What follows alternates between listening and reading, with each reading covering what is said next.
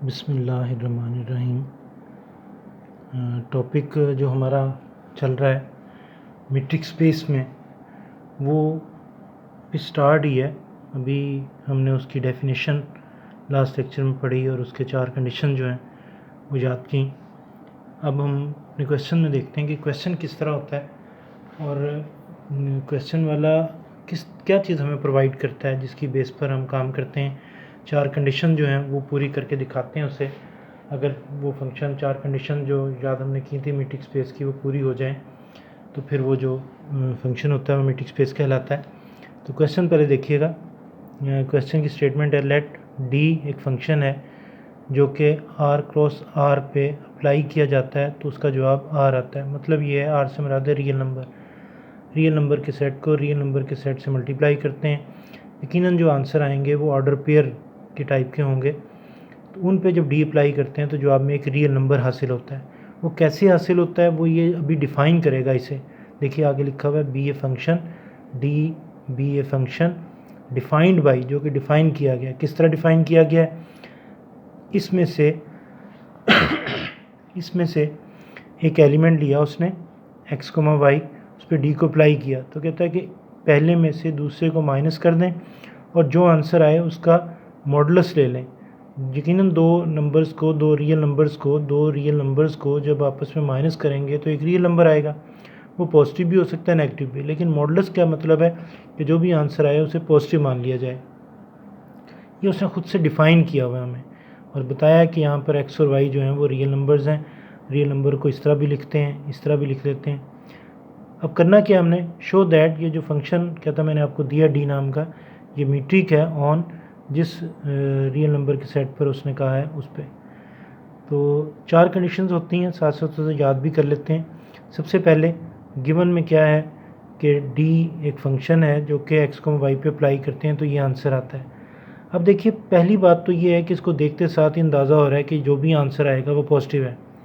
तो number 1 condition में हमने यही दिखाना होता है कि जो डी नामी फंक्शन हमें दिया हुआ है, जो डिफ़ाइन किया गया है, उसका किरदार किस तरह का है कि उसका जवाब पॉजिटिव है।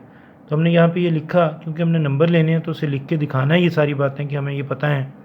Since x minus y modulus is a non negative real number this implies ये जो चीज़ है यानी कि x माइनस वाई का मॉडुलस ये क्या होगा, मस्ट है कि ये पॉजिटिव होगा। ग्रेटर देन इक्वल टू 0 का मतलब होता है पॉजिटिव होना। अब ये चीज़ है क्या, ये उसने कहा हुआ है ये इसके बराबर है, मीन्स किसकी जगह पे हमने लिख दिया d x y non negative है। तो पहली कंडीशन जो है यहाँ पे पूरी हुई। लिखना चाहें तो लिख सकते हैं कि ये मीट्रिक स्पेस की पहली कंडीशन पूरी हुई। नंबर 2 में हमने क्या करना होता है, बताया हमने कि हमें करना क्या है, टू प्रूव मान लेना है कि इसका जवाब 0 के बराबर है। तो प्रूव करना है कि ये दोनों आपस में क्या होंगे, x और y इक्वल होंगे। और अगर डबल इम्प्लाइज है तो दोबारा जो काम करना है वो ये है, डबल इम्प्लाइज का मतलब है कि अब इसको मान लो कि x और y इक्वल हैं और प्रूव करो कि इसका जवाब जो है वो 0 के बराबर है। तो जनाब देखते हैं कि सबसे पहले हमें क्या करना चाहिए। हमने सपोज कर लिया कि इसका जवाब 0 के बराबर। अब ये डिफ़ाइन किया हुआ है कि ये इसके इक्वल है, मीन ये इसका जवाब 0 के बराबर है। अब सोचिए किसी चीज़ का मॉडुलस का जवाब कब 0 होगा, जब वो खुद से 0 होगा, मीन के x माइनस वाई जो होगा वो 0 होगा। y को उधर लेके x is equal to y. तो पहले हमने यही प्रूव करना था, इसको मान के कि ये 0 के बराबर है, x और y इक्वल है। कन्वर्सली का मतलब होता है कि अब हम उसका उलट करने लगे हैं। उलट से मुराद है कि ये मान लेंगे और ये प्रूव करके दिखाएंगे।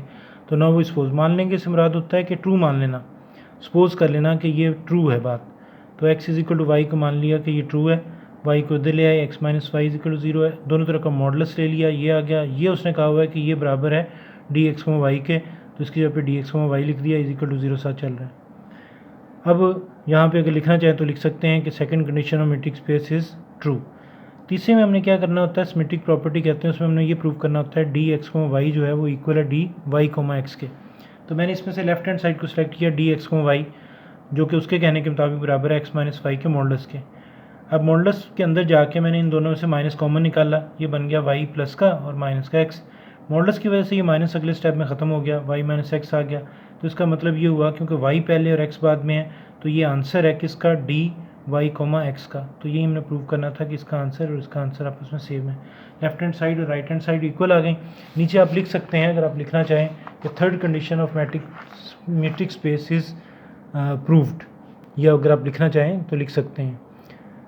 चौथी कंडीशन जो होती है ये अक्सर स्टूडेंट जो है इसमें कहता है जी ये बड़ी मुश्किल है, लेकिन अगर आप इसका समझ लें इसको कि करना क्या है और इसका मेन थीम समझ लें तो फिर ये बड़ी इजी हो जाती है। देखते हैं कि क्या करना होता है। इसमें प्रूव ये करना है डी एक्स कोमा जेड, यानी कि एक्स कोमा वाई की बजाय एक्स कोमा जेड लिख दिया। अब इसके अंदर कोई पॉइंट जो है वो सोचने हैं, लेट से मैंने वाई सोच लिया, तो d x comma y plus d y comma z, तो इसका जवाब लेस देन, प्रूफ ये हमने करना है कि इसका जवाब लेस देन इक्वल होगा इसके। एक्स वाई जेड क्या है, रियल नंबर्स हैं।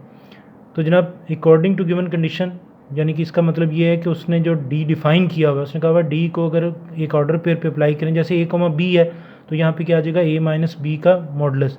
अब क्योंकि मैंने एक्स कोमा जेड लेके चला हूँ मैं, तो यहाँ पे क्या आएगा एक्स माइनस जेड का मॉडुलस। अपनी तरफ से इसमें माइनस वाई और प्लस वाई को इंट्रोड्यूस कर दें। जी देखिए यहाँ तक समझ आ गई बात। अब x minus y plus y minus z को इस तरह लिख सकते हैं, x minus y plus y minus z. Modulus जब अलग-अलग करते हैं, ये कैलकुलस में पहले चैप्टर में जो शुरू के 2-3 क्वेश्चन हैं उसमें उसने एक छोटा सा प्रूव करके दिखाया हुआ है कि जब दो चीज़ें प्लस हो रही हैं उनका मॉडुलस अलग-अलग करें तो वो इक्वल की बजाय लेस देन इक्वल आ जाता है। तो जब इनको अलग-अलग किया तो यहाँ पे क्या आ गया, लेस देन इक्वल। पीछे क्या d x comma z, less than equal का निशान। अब ये किसको रिप्रेजेंट करता है, देखिए एक्स माइनस वाई का मॉडुलस है, तो इसकी जगह पे हम क्या लिख सकते हैं, उसके डिफाइन किए हुए के मुताबिक डी एक्स कोमा वाई, और इसकी जगह पे क्या लिख सकते हैं, d y comma z. Proof भी हमने यही करना था। यहाँ पे आप लिख सकते हैं कि फोर्थ कंडीशन जो है वो भी ट्रू हो गई। ये सारा जब आप दिखा देंगे तो एंड में रिमार्क्स लिखिए, देयरफॉर डी जो उसने हमें फंक्शन दिया हुआ है वो सेटिस्फाई करता है किसे, 4 कंडीशंस को।